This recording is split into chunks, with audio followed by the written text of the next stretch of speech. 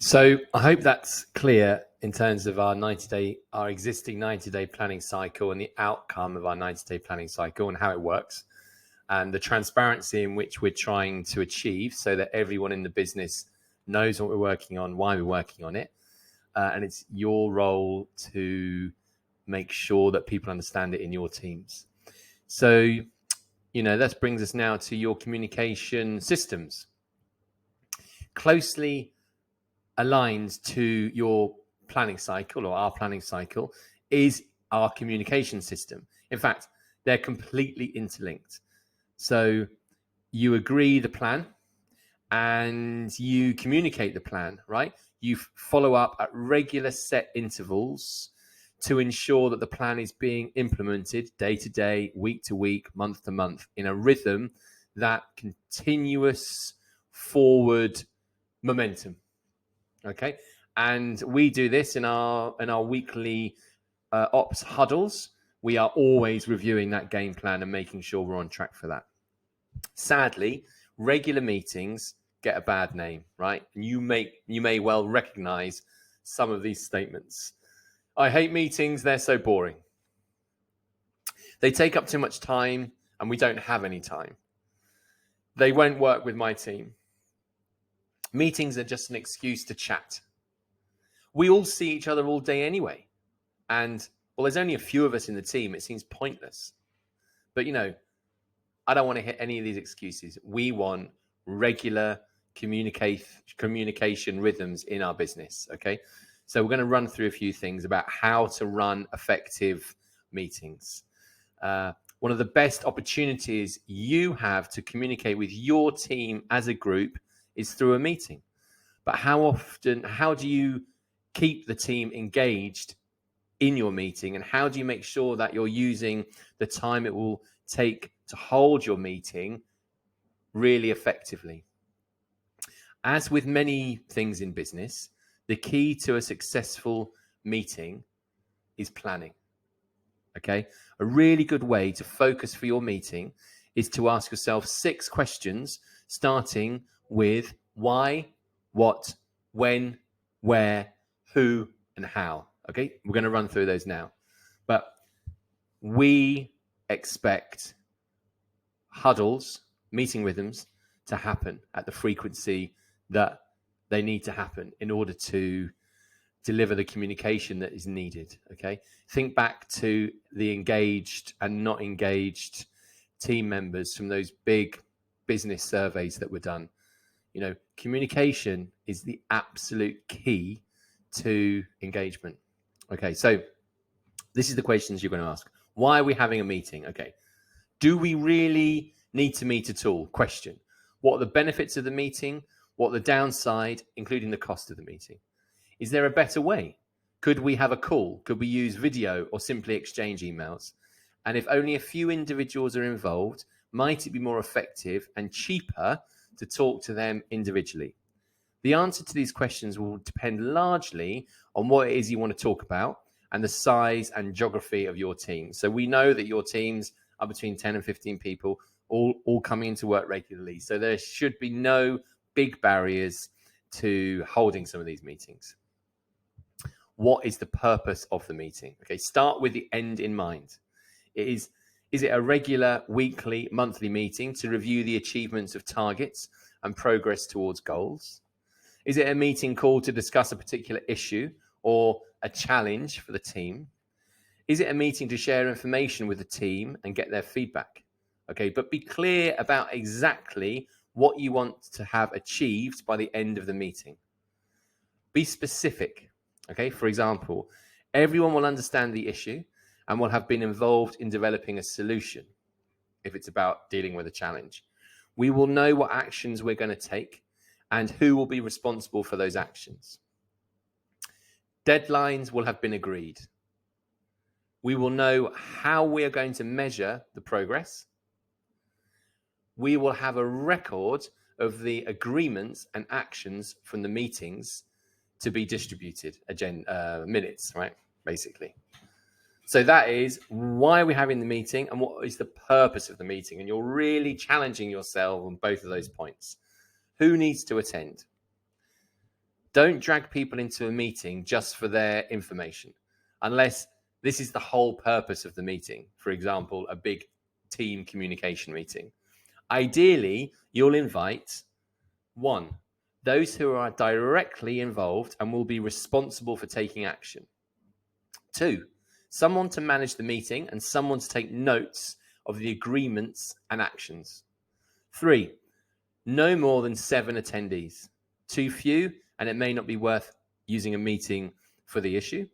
And too many, and it will drag on as everyone has to have their say. Okay, so think about your meeting rhythms, think about what we're asking you to do, and apply these questions. When is the best time for the meeting? This may come down to when people are available, but if there's a choice, pick a time when most people are most focused and most energized. Avoid first thing in the morning, as your team may be distracted as they come into work and need a little bit of time to settle. Lunchtime meetings work well, obviously not for us. Don't have meetings in the hour before your team normally go home, as they'll be tempted to shorten the discussions and shorten the conversations. Mid-morning probably works best for meetings once your team have come in, had a bit of coffee and are ready to roll. But again, shift work. So it's all very different and you need to kind of work it all out in terms of timing. How will we run the meeting and how long should it take? A well-controlled, effective meeting will have a start and an end time, and we'll stay on track throughout those 2 times. Sounds very easy, but as you all know, doesn't always work that way. The following tips and tricks may help you when managing the flow of your meeting. The average attention span is about 40 minutes, so keep your meeting as short as possible. Stand rather than sit to stop general chatter. Circulate a meeting plan and any reading material before the meeting. Ask those attending and anyone who should attend but can't make it to send through any comments or questions in advance. Set the meeting at 5 minutes off the hour or half off the hour and start on time, even if someone hasn't turned up. Keep a watch on the table in front of you so you don't let people ramble. Ensure no one dominates and everyone has had their say. Make sure everyone has their phones off and their laptops closed during the meetings. By the end of the meeting, your aim should be to have achieved what you set out to achieve, with everyone feeling that they've been heard and fully committed to the agreements and actions, even if they didn't fully agree. Always spend the last few minutes of any meeting confirming the actions that have been agreed, who they have been assigned to, and what the deadlines are for those actions. And make sure that your note taker has a record to circulate to everyone after the meeting. Then it's all about the follow-up. So, quite a lot of information there in terms of how to run an effective meeting. Often in a hospitality setting, it's challenging to do these things, but I felt like it was valuable to run through these points because there will be 1 or 2 things in there that you think, yes, that's exactly what I'm going to do. Next, we're going to talk about meetings that give you the rhythm, the beat for your business. That's what we want. Okay, meetings that will give your team the rhythm. So we have some rhythms in place that need to be maintained. The daily huddle. This is a huddle that happens 10 minutes before we open, irrespective of how many team members are on site, and at 5 o'clock before the evening shift. These are short and sharp and an absolutely great way to keep everyone engaged and involved and communication flows alive, okay? Who attends? Everyone in the team who's working that moment. Length, 15 minutes maximum. Purpose, to have the team share what they're going to achieve today and commit to it. So a really good KPI, good measure is all team members know if they've had a successful day. And they only know that if they've had a huddle before and they know what's going to happen that day. All right. What should each team member share in that huddle? What's the focus for the day? What's the target or goal for the day? And if you've got any stucks are, as in the word, things that they're stuck on, they need help on. Okay. Where and when, same time every day in your stores. There's no need to record anything, but there is the daily huddle agenda, which we want you to follow.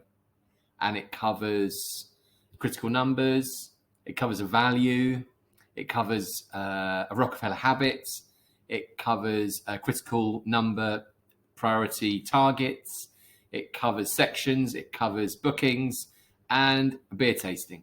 Okay, every day. Every day. This is a meeting rhythm that we believe in deeply. So that's the daily huddle. Then we've got the weekly huddle. Now, this is a more formal review of what's been achieved in the week, and it previews the coming week's activities and goals. Okay, so currently, management teams are having a weekly management meeting. This includes their front of house management team and kitchen management team. Okay, one team. And you work through the agenda of the weekly huddle. And then we have the weekly huddle, team huddle, which is communicated out via Yapster on the news feed, and it shares critical numbers with the whole team, and it shares value with the whole team. It shares what's coming up. And, again, attending wise, you've got your management team, and then you're sharing it out on Yapster. The purpose of it is to review the past week and set up success for the next week, right? And what should each team member be able to share from it? They need to say how we've done against our targets for the week. Did we do and what we said we were going to do? Did people have the wins that we wanted them to have? Were there any lessons learned that week that we need to talk about? And what progress have we made towards the completion of the assigned actions against our 90-day goals? Okay. What progress have we made against the quarter game plan poster? The results should be shared with the whole team. It happens in the same place. And for the management kitchen meeting, there should be actions. Next meeting rhythm is monthly team meeting. This is a more in-depth look at what the team has achieved over the month and how they have performed over the month. The whole team should be attending the monthly team meetings. The length, this depends on the size of the team and whether or not you will incorporate any training into your monthly meetings, which I strongly suggest happens. The purpose is to review progress towards the team's 90-day goals. And it then gets reset for the next month. All team members can share any input from the business, from their points.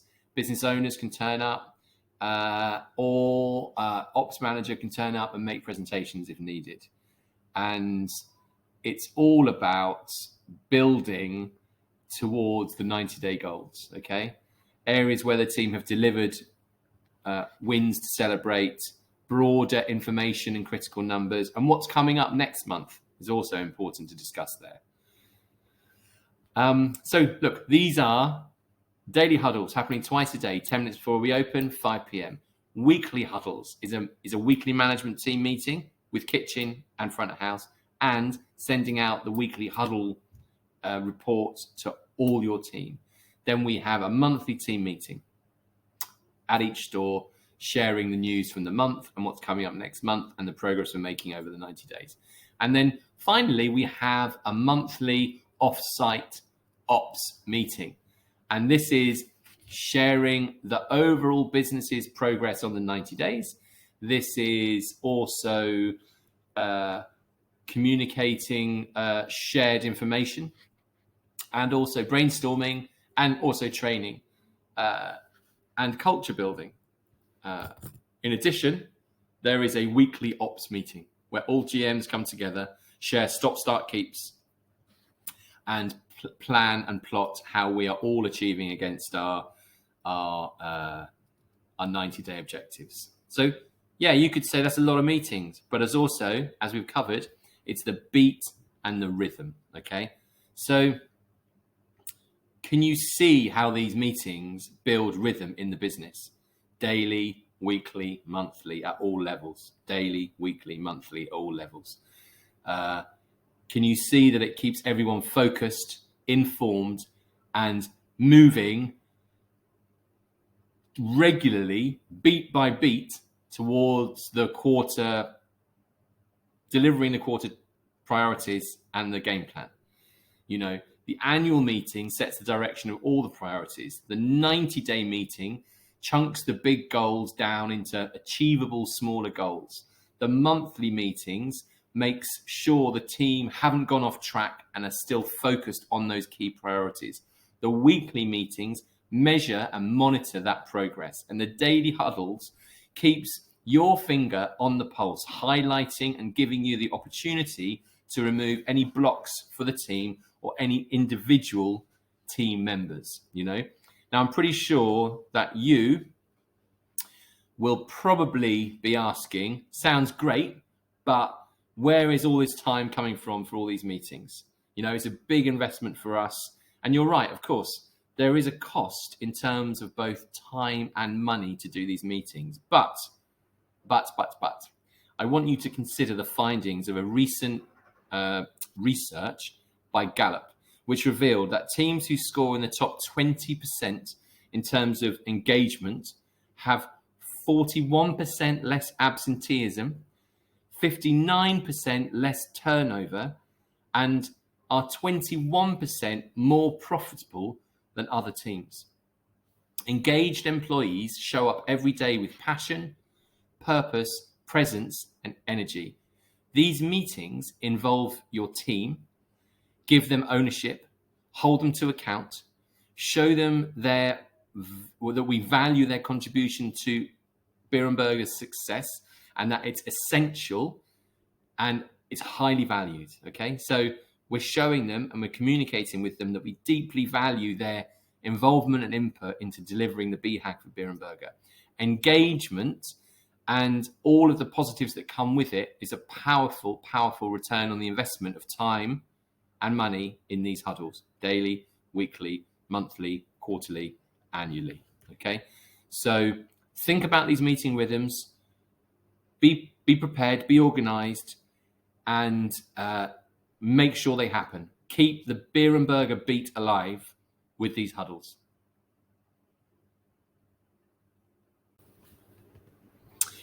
Okay, we're just going to touch on routines and rituals. Routines, actually, we have a lot of routines currently in the business. Rituals, we don't have many, and it's a key priority, actually. It's going to go on the next 90-day planning cycle in terms of rituals. But, you know, routines are a part of business life, okay, and a really great way of building rhythms. They help you get things done. You know that things need to get done. You can have set times for them. So, you know, we've already got some proper routines in place. We've got the daily huddles twice. We have the weekly huddle. You have your management team meetings. These are routines.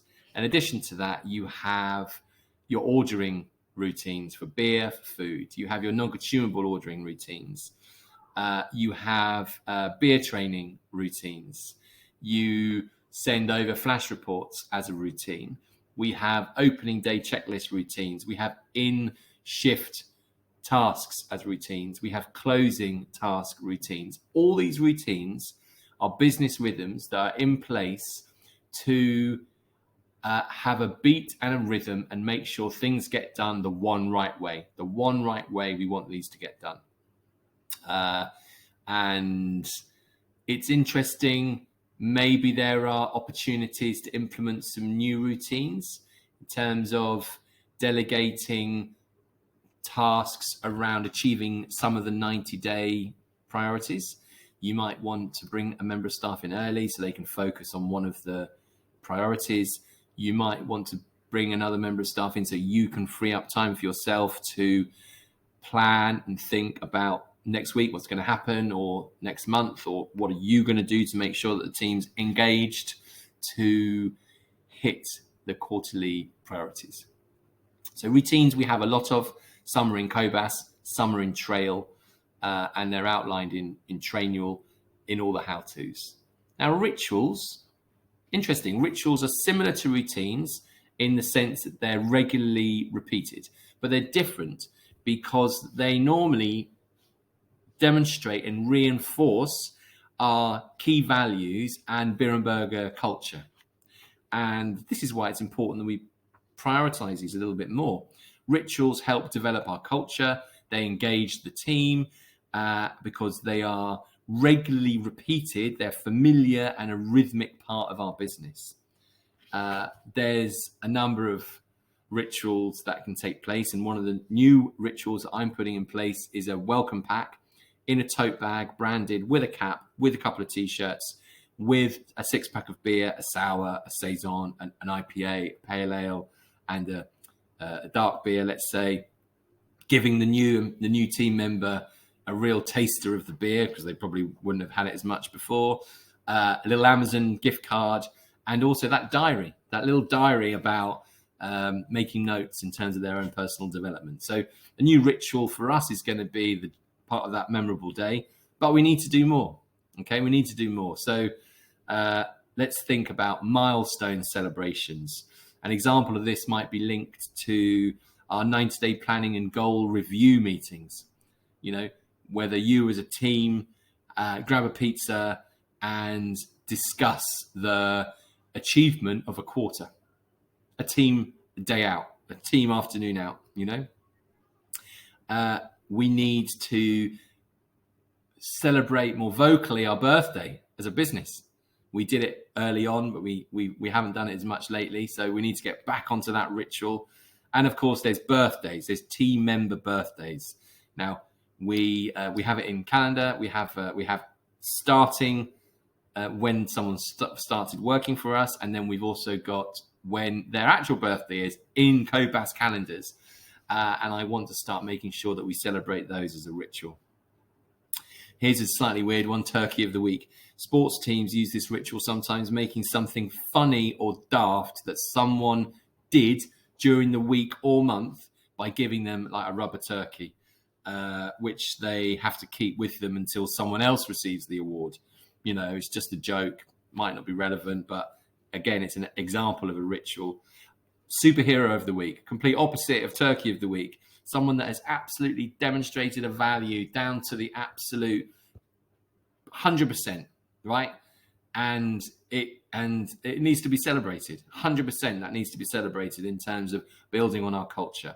And you can think about these when you're doing your weekly huddle, sending out your weekly huddle notes, or also your daily huddles. Ring the bell, right? If you manage a sales team, which you do, you could introduce ringing a bell or a hooter or something if we hit our daily sales targets. First day ritual. We've talked about a memorable first day. Think about a way to demonstrate to the new team member that's arrived how much we value people in our team. We can talk about this. A monthly night out. Something that we've been really keen to push is AMs organizing multi-store socials once a month to go out all together and meet each other, talk about things, have a nice few beers, and it's paid for by us. And I'd really like to get that ritual engaged a bit more. And any other ideas you have, I'd love to hear that in our Stop Start Keeps. So in summary, rhythm is essentially for you, your team, and Beer and Burger, and it's essential for every team, keeping rhythms. A successful rowing team works together to the same rhythm. They have their oars in the water at the same time and their oars out of the water with the cocks key to making this happen. A successful orchestra plays the same rhythm and beat with every musician looking to the conductor who is key to making this happen. A successful farmer understands the rhythm of the seasons and how to work with each season, when to sow, when to reap, when to plow, and when to farrow, year after year with a steady beat. It's so much easier to swim with the tide than against it. So much easier to sell ice cream in the summer than in winter. So much easier to build a high-performing team when you have a 90-day planning cycle in place, when your communication system is consistent, regular, expected, and when your routines and rituals create the comfort and certainty within our teams of this is who we are. This is how we roll. These are the way we do things in Beer and Burger. Mastering our team's rhythms and consistent, continuous improvement is what will deliver a better Beer and Burger store for all of us. Okay, so as a team, we need to keep these points fundamentally core to our operational excellence and continually implement more effective rhythms, routines, and rituals, so that we get to that point where we have a highly engaged team that won't leave because they love working for us. We respect and we treat them well. We pay them well. We have great routines and great rhythms and rituals in place. So again, it sounds so easy, right? But we can do this. This can be done. I hope you've enjoyed this module on mastering your team's rhythms. And the next module is going to be mastering your personal management systems. Mastering your personal management systems. Thank you very much. Thank you very much.